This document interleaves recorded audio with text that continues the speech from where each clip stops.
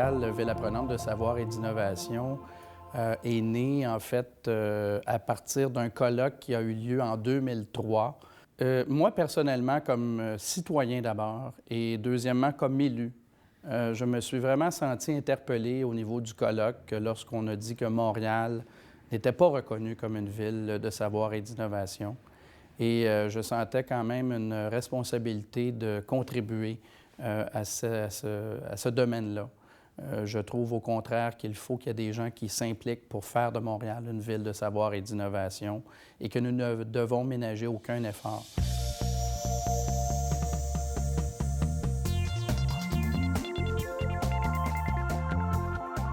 Pour moi, une ville de savoir et d'innovation, c'est une ville où l'éducation est une priorité, est une préoccupation majeure. C'est une ville qui est en soutien à ses chercheurs pour leur permettre de faire avancer la science et la technologie. Une ville qui n'est ignorante de personne et qui surtout protège tous les savoirs et les cultive. Ville de savoir, c'est une ville, plutôt une grande ville, où les connaissances en art, en culture, en sciences, en affaires, viennent ensemble pour travailler, pour améliorer la qualité de vie des citoyens de la ville.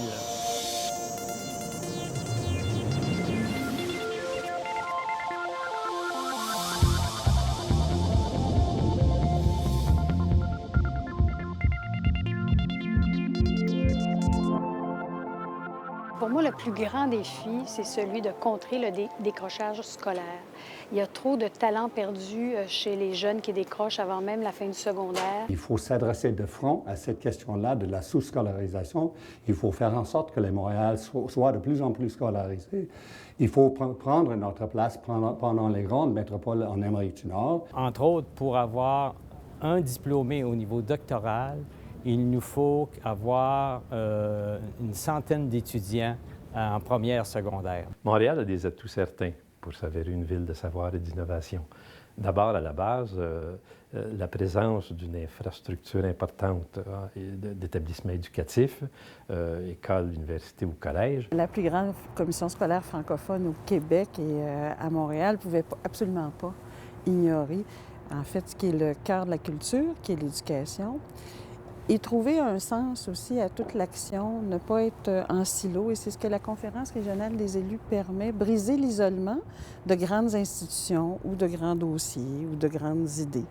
C'était donc participer au forum permanent de discussion que constitue la CRE.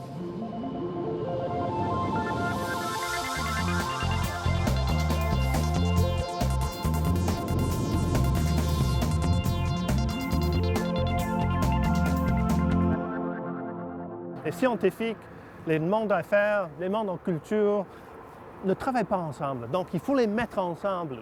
Et ça, c'est le grand défi, surtout avec les entreprises qui sont attachées au marché mondial. J'ai décidé de m'impliquer au sein de la CRE, notamment dans le comité Montréal Ville apprenante de savoir et d'innovation, parce que ces trois mots, apprendre, savoir, innover, c'est des verbes que je partage, que mon institution, bien sûr, partage. Le projet Éclair de science est un projet qui a pour but de promouvoir la culture scientifique et technologique chez les jeunes. Nous sommes implantés d'environ 150 classes de l'île de Montréal. Les arts et la culture ont un rôle certainement à jouer dans le développement d'une ville de savoir. On sait que les arts et la culture, ça fait partie de l'éducation. Les deux ensemble, ça peut faire un feu d'artifice assez fort pour éclairer pas mal de monde et rejaillir même internationalement. Alors, je pense qu'il faut faire des projets, enfin beaucoup, un peu comme le projet Libre comme l'art qu'on a développé depuis l'année dernière avec les élèves du secondaire et le milieu artistique.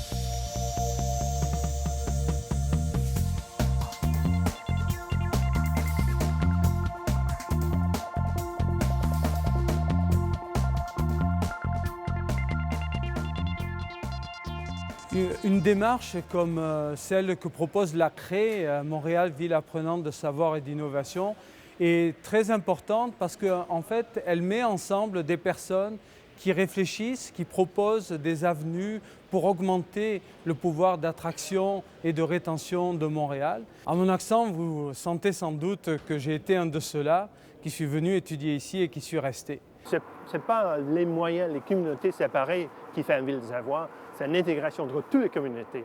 Et c'est ça le grand défi. Le grand défi au point de vue linguistique, ce n'est pas uniquement français et anglais, il y a le tas d'autres langues. Donc il faut que tout le monde vienne ensemble, les jeunes, les vieux, les affaires, les scientifiques, etc. Ce qu'on fait à la Craie, c'est de prendre des aliments, les mettre ensemble. Et ça a l'air de marcher.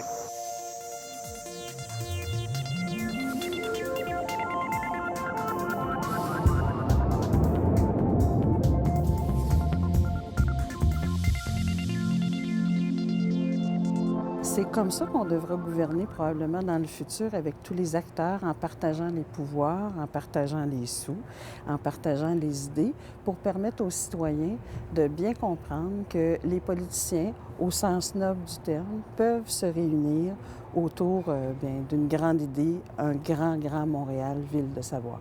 J'ai choisi de m'impliquer dans cette démarche parce que je suis de tout mon cœur montréalais. Je l'ai été toute ma vie, je crois profondément à Montréal, je crois profondément aux Montréalais, à l'avenir de Montréal, à la possibilité que Montréal devienne une ville extraordinaire au niveau mondial. Je vois Montréal comme ville de savoir et d'innovation avec beaucoup d'enthousiasme et beaucoup d'optimisme dans l'avenir. Je crois que nous avons effectivement tous les atouts pour réussir. Je considère cependant qu'il faut mobiliser l'ensemble des leaders de la communauté puis de la société montréalaise pour réussir et que c'est un travail de longue haleine, c'est un travail au quotidien que nous devons accomplir tous ensemble pour que Montréal, effectivement, reçoive ses lettres de noblesse en matière de savoir et d'innovation. Je considère que nous devons tous nous mobiliser pour atteindre cet objectif.